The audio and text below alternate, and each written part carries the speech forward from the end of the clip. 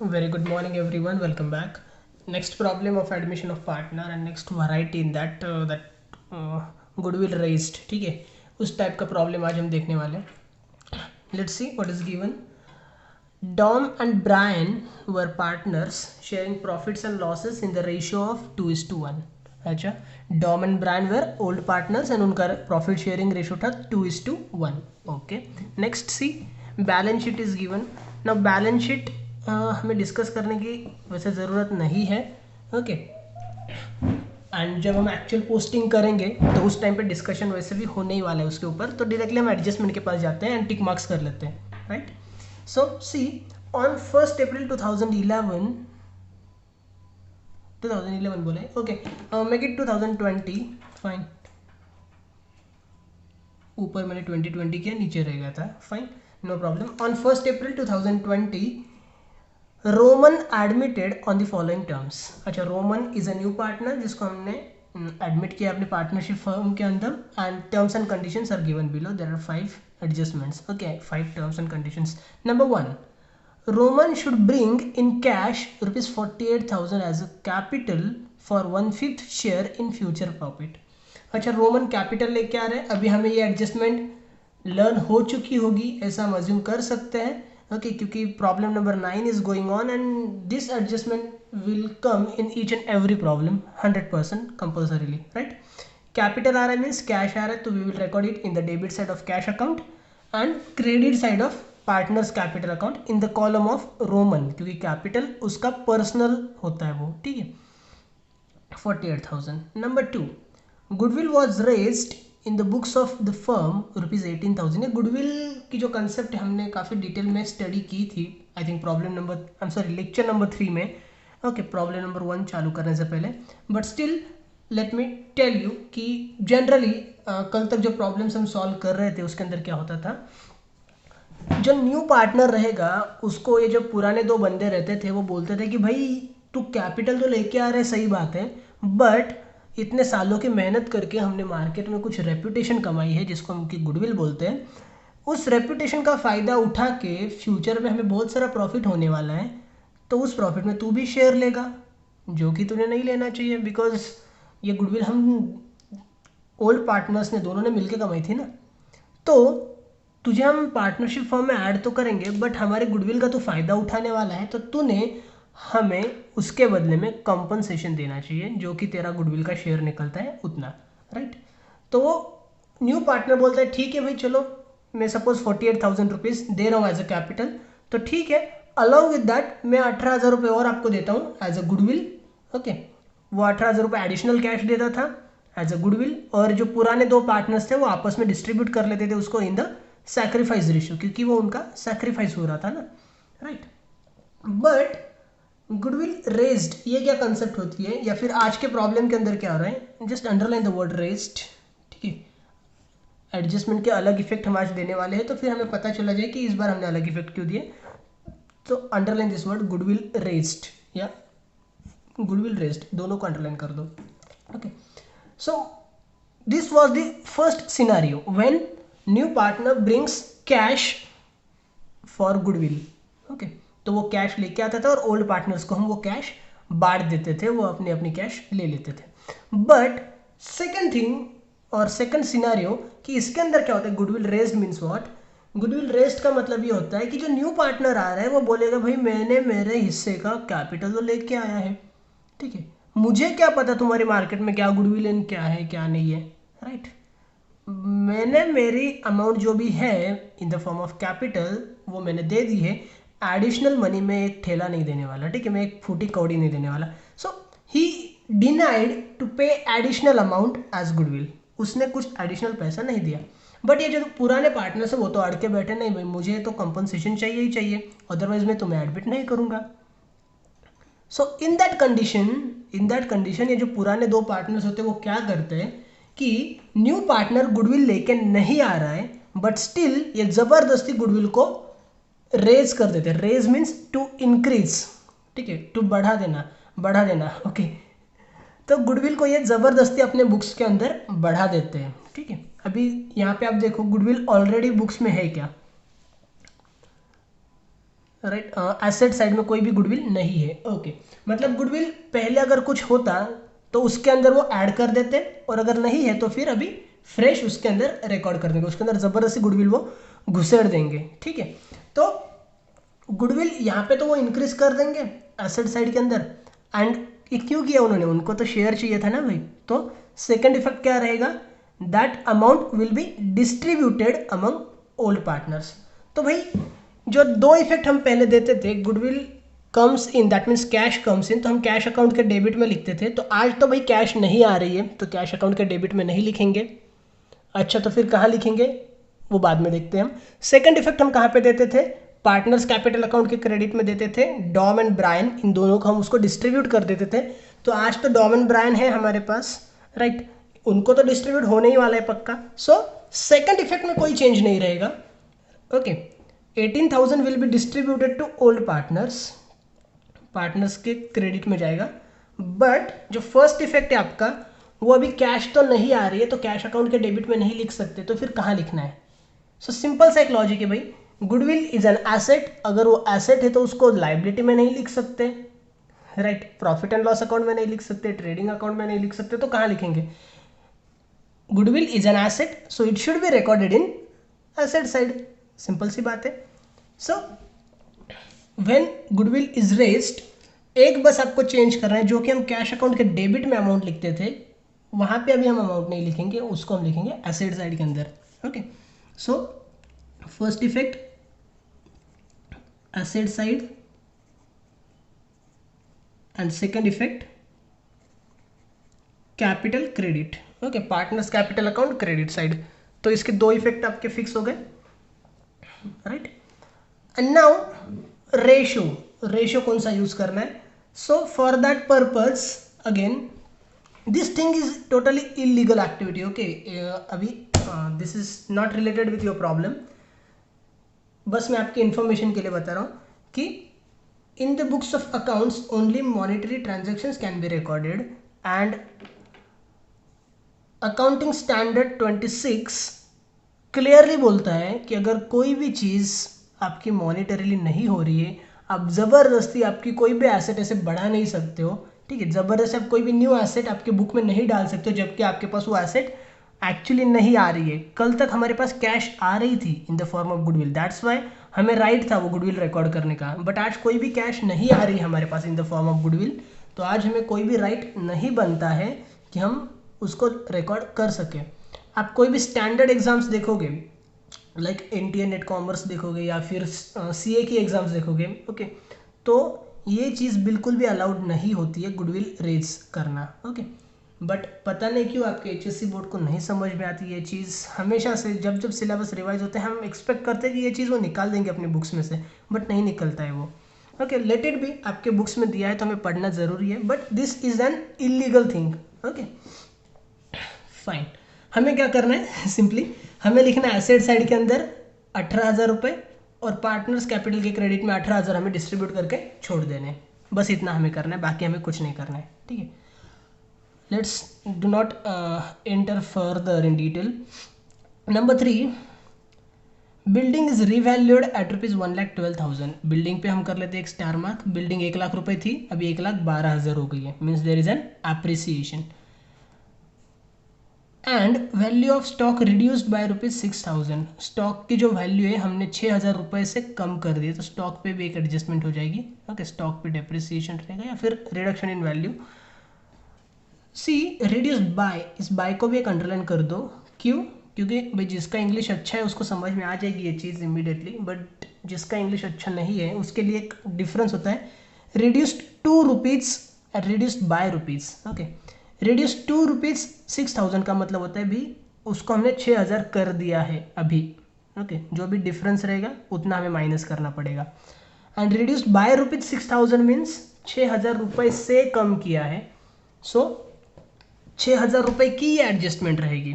ठीक है, 6,000 रुपये से कम करना और 6,000 रुपये उसको कर देना, there is an difference. Okay, next, RDD maintained at ₹1,800।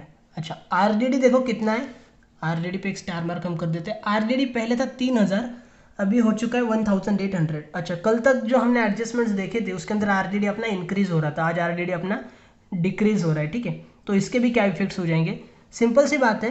पहले आप यहाँ से 3000 माइनस करते थे, बाहर आपका 60,000 अमाउंट आता था। अभी आप 1800 ही माइनस करोगे, मतलब बाहर आपकी जो अमाउंट आने वाली है वो होने वाली है 61,200। दैट मीन्स आपके जो डेटर्स जो पहले 60,000 थे अभी 61,200 होने वाले, means your asset is going to increase. This is an profit for you. So second effect आपका जाएगा रिवैल्यूएशन अकाउंट के क्रेडिट साइड में। Okay, not debit today, the second effect will go in revaluation account credit side. Fine. And second logic आप ऐसे भी लगा सकते हो कि आरडीडी इज योर लॉस। हमें पता है पहले आपका लॉस 3,000 रुपये था, अभी आपका लॉस बस 1,800 रुपये का है। आपका लॉस कम हो चुका है तो फायदा हो रहा है कि नुकसान हो रहा है? भाई लॉस कम हो रहा है मतलब फायदा हो रहा है ना, फायदा हो रहा है तो रिवैल्यूएशन के क्रेडिट में लिखेंगे। ओके, ये थोड़ा सा ट्रिकी रहेगा आपके लिए, ज़्यादा फ्लो में डेबिट में मत डाल देना। Okay, number 5, Brian's loan is to be repaid. अच्छा, ब्रायंस लोन क्या, लोन मीन्स तो लाइबिलिटी होनी चाहिए। फाइन, यहाँ पे लाइबिलिटी दी है। See guys, any institution, any partnership firm और एनी सोल ट्रेडर, अच्छा अभी पार्टनरशिप फर्म की बात करते हैं हम सिर्फ। Okay, any partnership firm can take loans either from financial institutions or from any other private sources also। अच्छा ठीक है, अभी जब ये बंदे बैंक में जाएंगे ना लोन लेने के लिए, लोन क्यों चाहिए होता है उनको, पैसे की रिक्वायरमेंट रहेगी इसलिए। जब ये बंदे बैंक में जाने वाले लोन लेने के लिए बहुत सारी प्रोसीजर्स रहती है, लेंदी प्रोसीजर्स रहती है जिसमें बहुत सारा दिमाग आउट हो जाता है, बराबर है। बट ऐसा भी तो हो सकता है कि ये जो पार्टनर्स है इनमें से कोई एक रहेगा जिसके पास बहुत सारा पैसा पड़ा हुआ है, तो वो बोलेगा बैंक से लोन ले रहा है, बेटर है मेरे से लोन ले ले। ठीक है, बैंक को अगर तुझे 10% इंटरेस्ट देना है, मुझे 2% दे देना, 4% दे देना, चल जाएगा। तो पार्टनरशिप फर्म को भी क्या है ना, पार्टनरशिप फर्म को भाई वहाँ पे 10% देने से और लोन के लिए ज़्यादा मगजमारी करने से बेटर है इसके पास से लोन ले लो, इसको इंटरेस्ट भी ज़्यादा नहीं देना पड़ेगा, या फिर कभी कभी तो फ्री में लोन मिल जाता है, कोई भी इंटरेस्ट नहीं देना पड़ता है। करेक्ट है। So partnership firm can take loan from any sources, किसी बैंक में से ले सकता है, किसी कोऑपरेटिव सोसाइटी से ले सकता है, या फिर किसी से प्राइवेटली उधार ले सकता है, हमें कोई फर्क नहीं पड़ता है। इसको आपको जो ब्रायंस लोन अकाउंट है इसको आपको as a any other liability ही ट्रीट करना है। ठीक है, Brian's loan is not an partners balance, ये पार्टनर का बैलेंस नहीं होता है, इसको आपको लाइबिलिटी साइड में एज इट इज लिखना है। पार्टनर्स के जो बैलेंसेस होते हैं वो सिर्फ 3 बैलेंसेस होते हैं, एक अपना कैपिटल, दूसरा रिजर्व, तीसरा प्रॉफिट और लॉस। ओके, तो पार्टनर के नाम से अगर कोई लोन है तो उसको आपको as a any other loan या बैंक लोन उसी तरह से ट्रीट करना है। ठीक है, उसके अंदर कुछ भी अलग नहीं रहने वाला है, इसको पार्टनर्स कैपिटल में नहीं डालना है। ओके, सो एक तो ये चला जाएगा आपका लाइबिलिटी साइड में, क्योंकि लाइबिलिटी है Brian's loan account and it is repaid ना, इसका रीपेमेंट हो चुका है तो उसको हम माइनस कर देंगे वहां से। ठीक है, let's start solving. You need to pause the video and draw the accounts. Okay, accounts आप प्रिपेयर कर लो।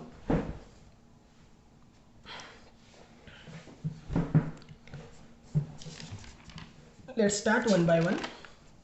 Now we will start from liability side. Capital account are given, Dom and Brian। अच्छा, capital account हमने prepare किया है तो हम capital account में आ जाएंगे और क्रेडिट साइड में लिखेंगे by balance brought down, by balance brought down. Dom is given 96,000 and Brian 64,000। okay, 96,000 64,000। Next general reserve 18,000। General reserve हमें पता है ये पार्टनर्स का बैलेंस होता है, तो ये भी हमें पार्टनर्स को डिस्ट्रीब्यूट करके देना है, तो पार्टनर्स कैपिटल के क्रेडिट में लिखेंगे हम बाय जनरल रिजर्व। 18,000 रुपये है जो कि हमें डिस्ट्रीब्यूट करने हैं and profit sharing ratio is given 2:1, तो ये हो जाएगा 12,000 एंड 6,000, 12,000 6,000। करेक्ट है। Next profit and loss. Okay, profit and loss भी पार्टनर का बैलेंस होता है, तो वो भी हमें डिस्ट्रीब्यूट करना है। लाइबिलिटी साइड में है तो क्रेडिट में ही जाएगा by profit and loss 6,000 is given. Okay, so it will be 4,000 and 2,000. 6,000 रुपये हमें डिस्ट्रीब्यूट करना है 2:1 में, तो 4,000 2,000 इस तरह से वो डिस्ट्रीब्यूट हो जाएगा. डिस्ट्रीब्यूशन में आपको अभी डिटेल में नहीं दिखा रहा हूँ क्योंकि हमने ये बहुत बार किया है. ये कैलकुलेशन अभी हमें आने चाहिए. ठीक है, 2:1 इज द रेशियो, इसके अंदर हम डिस्ट्रीब्यूट कर रहे हैं. फाइन. ओल्ड पार्टनर्स रहेंगे तो ओल्ड रेशियो, न्यू पार्टनर्स रहेंगे तो न्यू रेशियो. एंड जब कभी भी कोई भी न्यू पार्टनर किसी ओल्ड पार्टनर को कॉम्पनसेशन देता है, कोई भी कैश पे करता है वो as a compensation, in that case sacrifice ratio. Okay, ये लॉजिक हमेशा ध्यान में रखना. ठीक है. ओके, नेक्स्ट है sundry creditors 80,000. Sundry creditors is a liability. तो लाइबिलिटी साइड पे हमें लिखना पड़ेगा, बट सबसे पहले हम ऊपर लिखते हैं capital.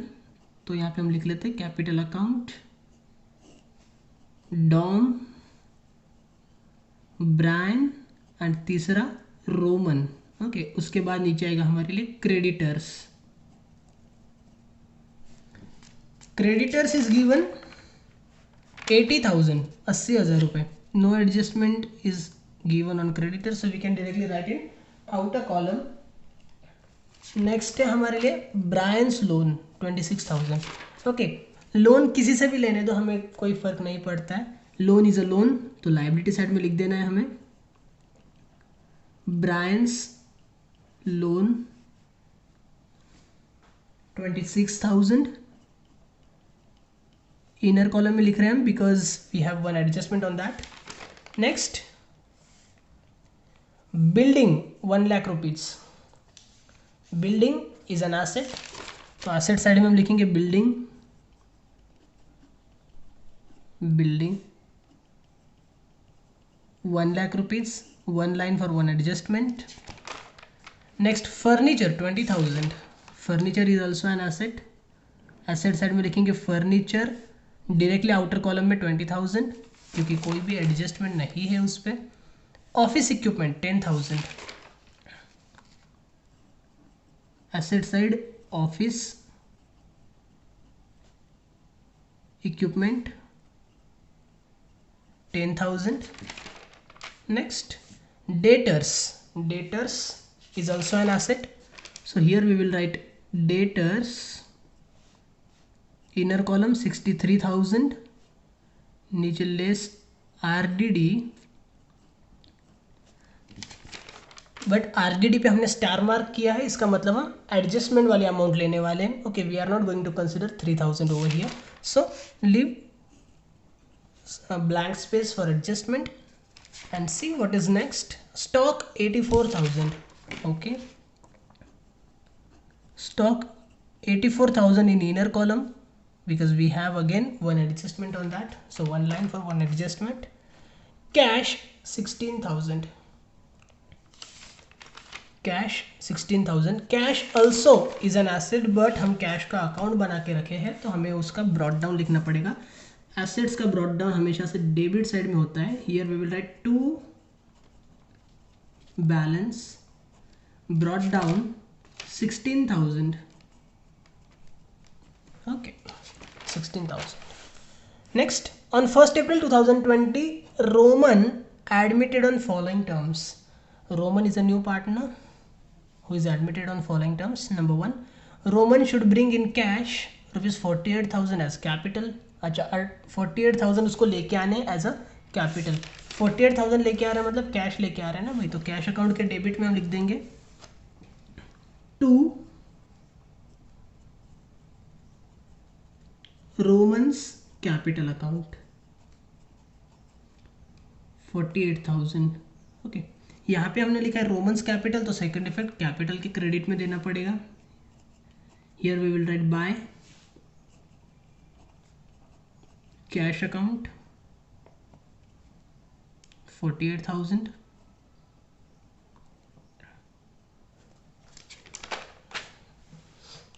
Next, goodwill was raised.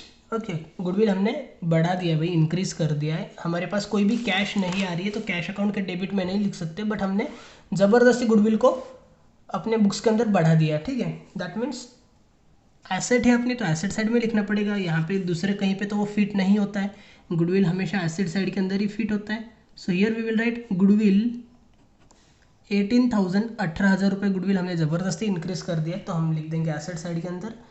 Cash I होती तो कैश के डेबिट में लिखते, बट कैश तो आ नहीं रही है तो ज़बरदस्ती कैश के डेबिट में नहीं लिख सकते, सो हमने लिख दिया एसेट साइड के अंदर। And this should be distributed to old partners. Okay, so here we will write by goodwill partners capital के क्रेडिट में जो भी हम लिखने वाले बाय गुडविल अकाउंट। ओके, वो तो हमारा एज यूजुअल होता ही है, बस डेबिट साइड का जो इफेक्ट होता है वो हमने चेंज किया है। ओके, कैश के डेबिट में लिखने के बजाय एसेट साइड के अंदर लिख दिया, दैट्स इट, दैट्स ऑल। 18,000, 18,000 हमें इन दोनों को डिस्ट्रीब्यूट करके देना है। रेशो है हमारे पास 2:1, सो 2:1 में अगर हम डिस्ट्रीब्यूट करते हैं तो वो जो डिस्ट्रीब्यूशन रहेगा वो रहेगा आपका 12,000 एंड 6,000, करेक्ट है। एंड सी गाइस, मैंने आपको ये सब इसका बैकग्राउंड जो बताया कि हम एसेट साइड के अंदर क्यों लिख रहे हैं, ओके, या रेगुलरली हम क्या करते हैं क्या नहीं करते, ये मैंने आपको इसलिए बताया कि आपकी कंसेप्ट क्लियर होनी चाहिए। एंड अगर आपकी कंसेप्ट क्लियर रहेंगी तो वो लॉन्ग लास्टिंग रहेगा, हमेशा आपके ध्यान में रहेगा। मैं आपको सिंपली इतना भी बोल सकता था कि कैश के डेबिट में जो हम लिखते हैं हमेशा, बट अगर रेज बोला है तो कैश के डेबिट में मत लिखो, एसेट साइड में लिख दो, बात खत्म। आपको वो जल्दी समझ में भी आ जाता कि इतना लंबा चौड़ा लेक्चर क्यों दिया सर ने, इमीडिएटली ऐसे बोल सकते थे, बट वो कंसेप्ट हमेशा से क्लियर कर दे। चलो कुछ भी अगर चेंज हो रहा है तो क्यों हो रहा है, उसका रीज़न थोड़ा फाइंड आउट करने की कोशिश करो, तो क्या रहेगा कि अकाउंट्स आपको समझ में आएगा। एंड सेकंड थिंग, ऐसा नहीं है कि इसकी वजह से आपको सिर्फ ये एक ही टॉपिक समझ में आएगा। अगर आप हमेशा रीजंस के पीछे भागते रहे ना, तो आपके सामने कोई भी टॉपिक ला के रख दो, आप खुद से उसको सॉल्व कर सकते हो, कोई भी न्यू टॉपिक जो आपको नहीं आता है। Okay fine, next number 3, building is revalued at ₹1,12,000। अच्छा, बिल्डिंग की रीवैल्यू उन्होंने बोली, मतलब न्यू वैल्यू है 1,12,000, करेक्ट है। 1,12,000 हम लिख देंगे आउटर में, पहले 1,00,000 थी, अभी 1,12,000 हो गए, means there is an appreciation of ₹12,000. So here we will write add appreciation 12,000 and building की value आपकी appreciate हो रही, means there is a profit of you. So here revaluation account credit side you will write by building 12,000। यहाँ पे वही 1,12,000 मत लिख देना, ठीक है, सिर्फ 12,000 आने चाहिए। Next, value of stock reduced by ₹6,000। Stock की वैल्यू 6,000 रुपये से कम हो रही है। Okay, means you have to reduce only 6,000 less depreciation 6,000, so 78,000 will go in outer column and revaluation account debit side, because आपकी एसेट अगर कम हो रही तो आपका वो लॉस है, या फिर डेप्रिसिएशन हम डेबिट में लिखा करते हैं हमेशा से। So here we will write to stock 6,000, correct है। Next number 4, RDD maintained at ₹1,800। RDD हमने क्या किया है, 1,800 मेंटेन किया है। Okay, so here we will write 1,800 in asset side in front of RDD। RDD हमने लिखा 1,800, 1,800 माइनस करेंगे तो आउटर में आपकी अमाउंट जाएगी 61,200। अच्छा, RDD का जो सेकंड इफेक्ट रहता है वो हमेशा हम ये 1,800 वाली अमाउंट नहीं लिखते, हमें पता है, हम डिफरेंस वाली अमाउंट लिखते हैं, ठीक है। कल तक हम क्या करते थे, अगर यहाँ पे सपोज 1,000 है और अभी 1,800 हुआ है, मतलब 800 रुपये का न्यू RDD है, तो हम 800 रुपये एडिशनली लिखते थे रिवैल्यूएशन के डेबिट में। बट आज क्या हो रहा है, 3,000 था, 3,000 से 1,800 हो गया, करेक्ट है ना। मतलब आपका जो RDD है वो कम हो रहा है। RDD इज योर लॉस, आपका लॉस कम हो रहा है, मतलब आप फायदे में जा रहे हो, ठीक है। या दूसरा एक लॉजिक आप ऐसे लगा सकते हो कि आपके डेटर्स पहले 60,000 रुपये हुआ करते थे, अभी वो 61,200 हो गए, मीन्स आपकी प्रॉपर्टी बढ़ गई है, तो आप फायदे में जा रहे हो, करेक्ट है। आपका फायदा हो रहा है तो रिवैल्यूएशन के क्रेडिट में आपको लिखना पड़ेगा बाय RDD, ठीक है। RDD क्रेडिट में आज गया है, हमेशा RDD अपना डेबिट में जाता था।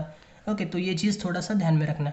एंड डिफरेंस इज 1200, 1200 रुपये का आपको फ़ायदा हो रहा है, ठीक है। Next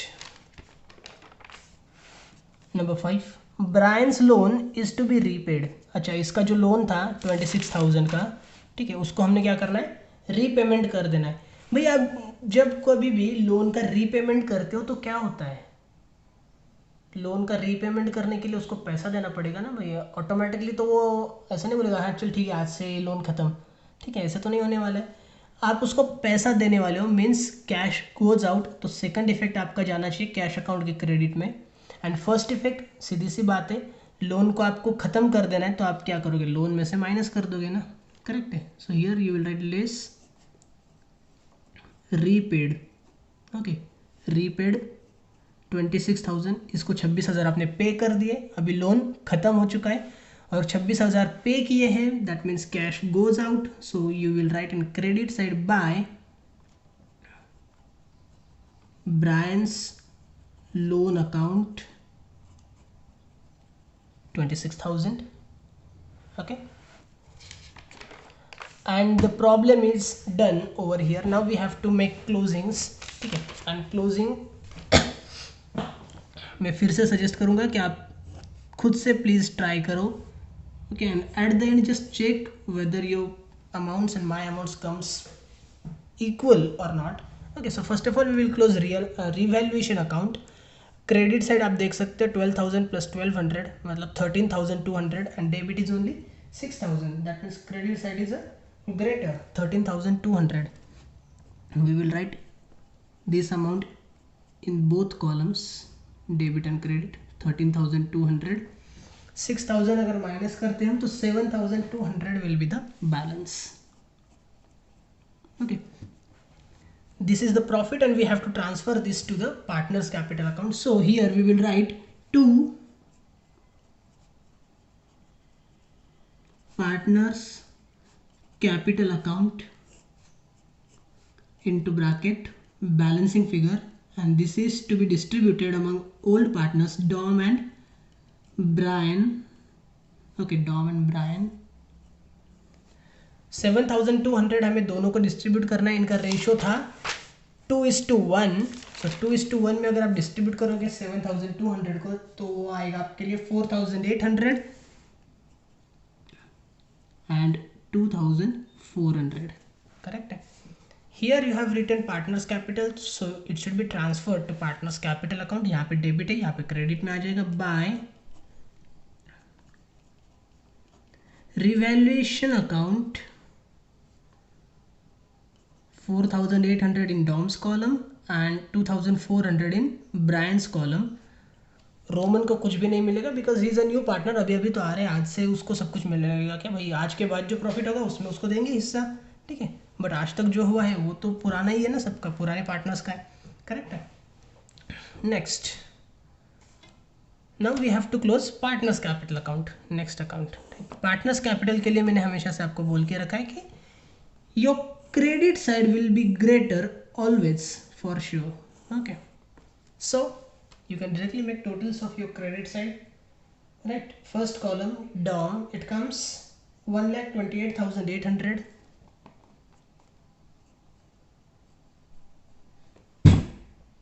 Next Brian 80,400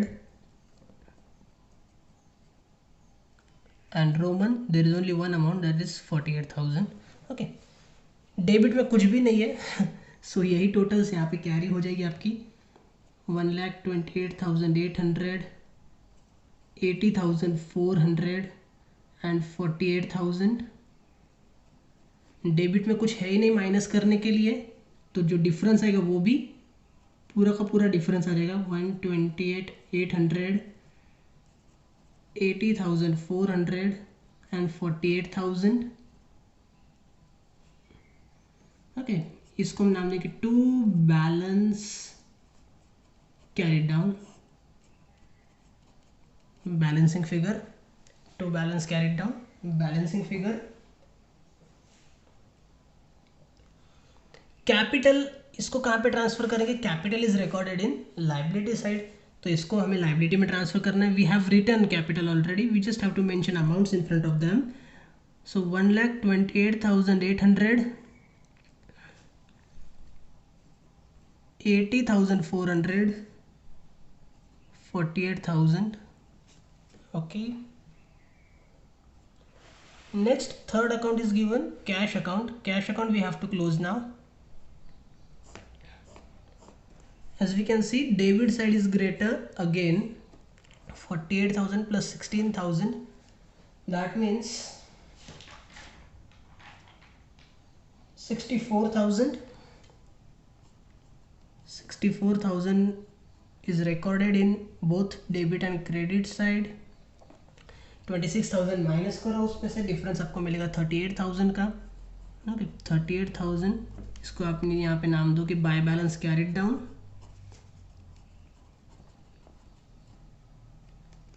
by balance carried down into bracket balancing figure, and cash is your asset. तो इसको आपको ट्रांसफर करना है यहाँ पे एसेट साइड के अंदर, cash 38,000. and finally we have to make totals of both asset and liability side, and your balance sheet here must tally. If it is tallying, then your problem is correct. Your problem may be correct. okay, tally होना मतलब correct ही, ऐसा नहीं है. और अगर tally नहीं हो रहा है मतलब तो 100% wrong ही wrong है. अच्छा, tally करो, देखो क्या आती है amount. it tallies with 3,57,200. okay, 357,200. Now one thing guys, ये जो टोटल्स मैं ले रहा हूँ, मैं मेरी काफ़ी पुरानी नोटबुक है जिसमें से मैं कॉपी पेस्ट कर रहा हूँ. ओके, सो हो सकता है कि उसमें भी कुछ मिस्टेक्स हो जो कि मैंने वेरीफाई नहीं की है. अगर आपकी अमाउंट इसमें से कुछ भी अलग आ रही है तो ज़बरदस्ती से मेरी वाली टोटल्स मत लिख देना. जो भी करेक्ट टोटल आपकी निकल रही होगी वही लिखना, और मुझे भी इन्फॉर्म करना कि भाई सर ये अमाउंट रॉन्ग है या फिर ये ऐसा क्यों आया है. ठीक है, तो किसकी मिस्टेक है हम इमीडिएटली ट्रैक आउट कर सकते हैं. एंड अगर कुछ भी आपको नहीं समझ में आया होगा then please drop me a message. Definitely I will try to sort out all your queries and help you out in by all manner. Thank you so much, take care, bye bye.